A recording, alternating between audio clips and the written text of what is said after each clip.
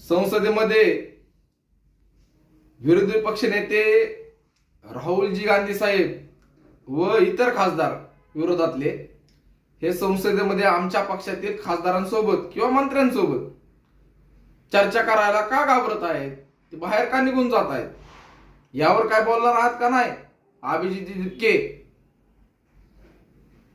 दिपके यांना काही लोकांनी त्यांच्या स्टेजच्या खालून त्यांना प्रश्न विचारला की पंजाब मधल्या बद्दल पेपर लीक झाला होता, तिथं तुम्ही राजीनामा मागणार आहेत का? त्यांनी उत्तर दिलं, होय होय नाही, तुम्ही धडधडीत तुम्ही हे करा की बाबा आम्ही राजीनामा मागणार आहे, अशा पोस्ट करा, तसे पत्र द्या.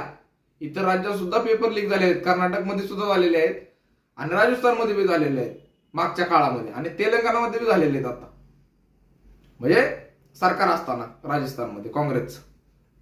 मग अभिजित दिपके तुम्ही दुजाभाव का करताय?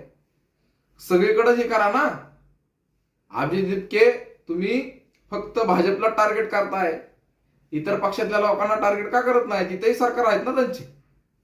पेपर लीक ही समस्या आम्ही जाणतो, मात्र यावर विरोधी पक्ष नेत्यांनी विरोधी खासदारांनी विनाकारण दुसऱ्याच्या खांद्यावर बंदूक ठेवून कारभार करू नये. आणि अभिजित दिपकेला एवढा जर कळवळा असेल तर त्यांनी इतर राज्यातल्या पेपर लीक संदर्भात सुद्धा राजीनामा मागावा, एवढंच बोलतो.